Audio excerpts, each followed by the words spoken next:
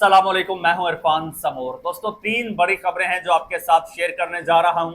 सबसे पहली खबर अदालत से है।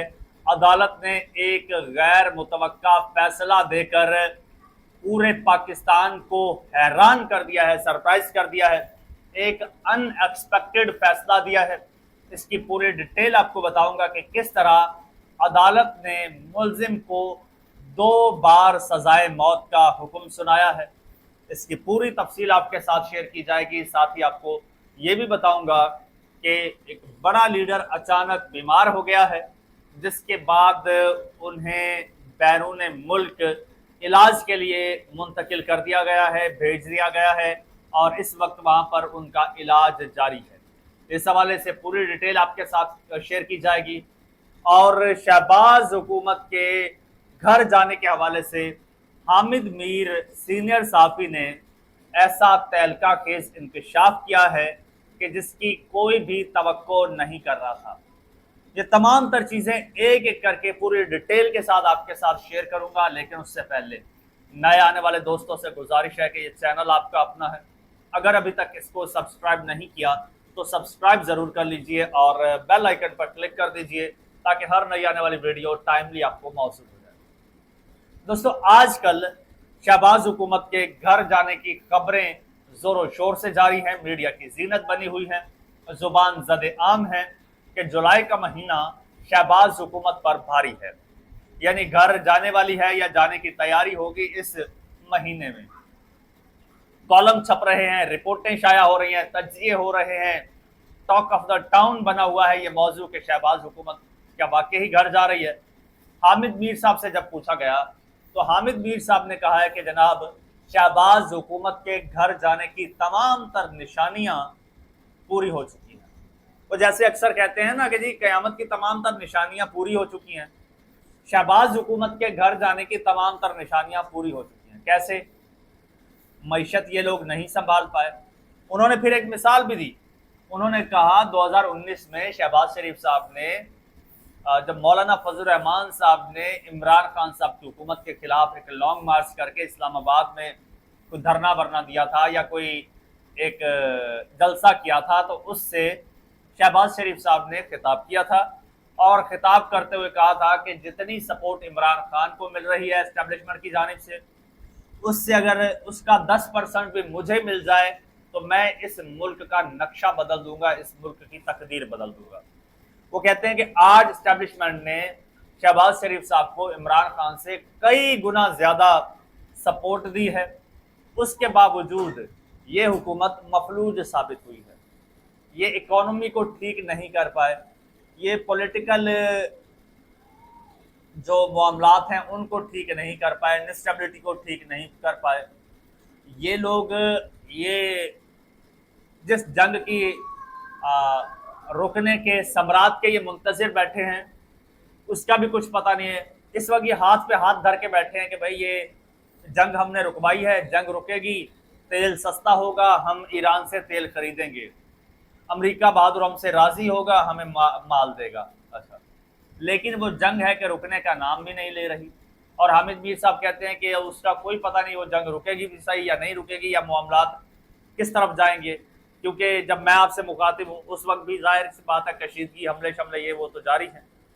खैर, वो कहते हैं जी निशानियां तमाम तर मुकम्मल हो चुकी हैं, लेकिन मसला ये है कि अगर मैं नहीं तो कौन बे, अगर शहबाज नहीं तो फिर कौन। फिर उन्होंने कहा कि जनाब नून लीग के अंदर बड़ा एक फड्डा भी हुआ है। नवाज शरीफ साहब ने PMLN कश्मीर के साथ मुशावरत के बाद शहबाज शरीफ साहब को ये मशवरा दिया या हुक्म दिया कि आप कश्मीर के मामलात डायलॉग के ज़रिए हल करें, लेकिन शहबाज शरीफ साहब ने इस पर कोई अमल भी नहीं किया और इस मुतालबे को या इस ऑर्डर को सख्ती से रद्द कर दिया है, रद्दी की टोकरी में डाल दिया है। तो वो कहते हैं कि ये यहाँ पर जाती उमरा में बड़ा फड्डा चल रहा है।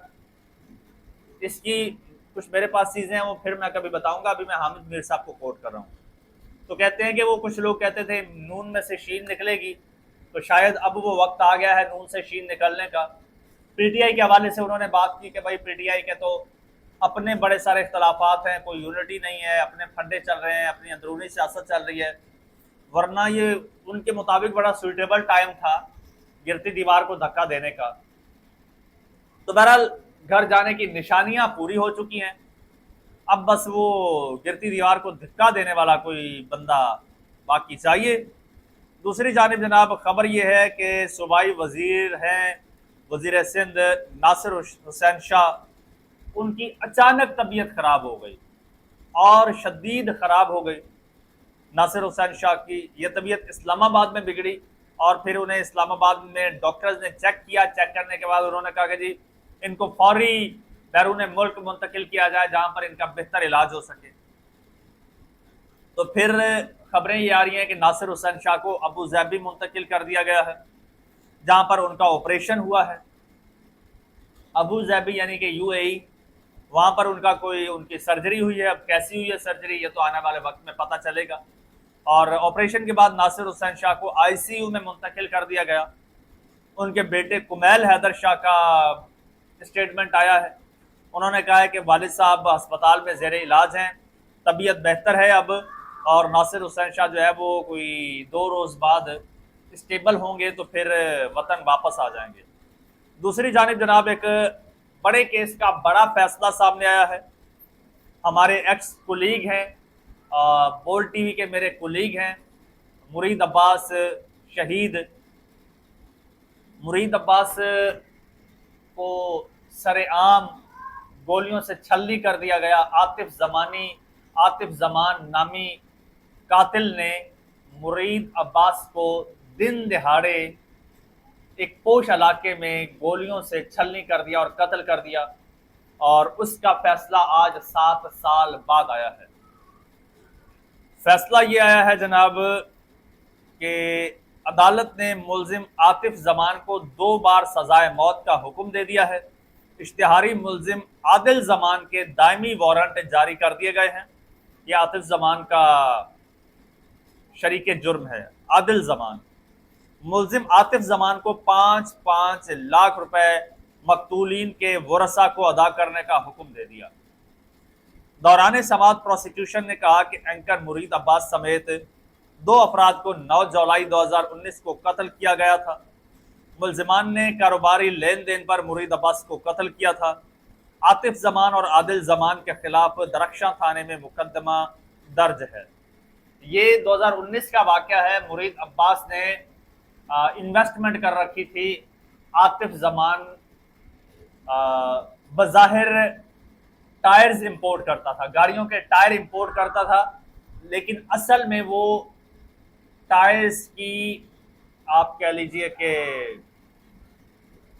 اسمگلنگ کرتا تھا، بلکہ وہ بھی نہیں کرتا تھا، اسمگلنگ کوئی اور کرتا تھا، اور اس کے ٹائر عاطف زمان دکھاتا تھا لوگوں کو اور لوگوں سے انویسٹمنٹ کرواتا تھا۔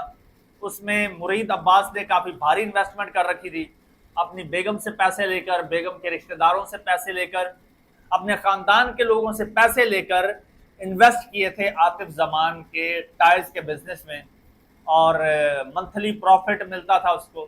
اسی طرح سے اور بہت سارے لوگوں نے انویسٹ کر رکھے تھے۔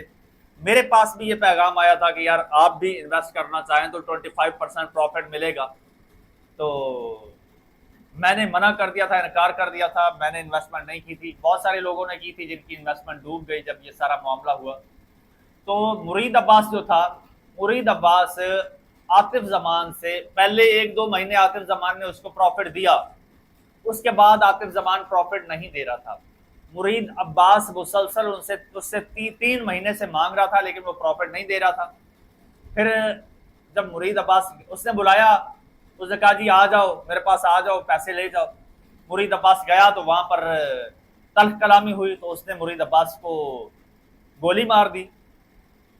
اچھا یہ سارا معاملہ ہوا، یہ 7 سال پرانا واقعہ ہے، یہ 2019 کا واقعہ ہے، اور آج 7 سال بعد سر عام قتل کرنے والے مجرم کو عدالت نے سزا سنائی ہے، اور یہ بڑا ایک حیران کن فیصلہ آیا ہے، ان ایکسپیکٹڈ یہ فیصلہ آیا ہے کہ 7 سال بعد بھی چلو انصاف کی امید تو جاگی، کیونکہ ابھی یہ ٹرائل کورٹ کا فیصلہ ہے۔ ہم امید کرتے ہیں کہ آگے چل کے اعلیٰ عدالتوں میں یہ فیصلہ برقرار رہے گا اور یہ مجرم اپنے انجام کو پہنچے گا۔ دوستو مزید جو ڈیولپمنٹ ہوگی، جو اپڈیٹس ہوں گی آپ کے ساتھ شیئر کروں گا۔ فی الحال مجھے اجازت دیجیے، اللہ حافظ۔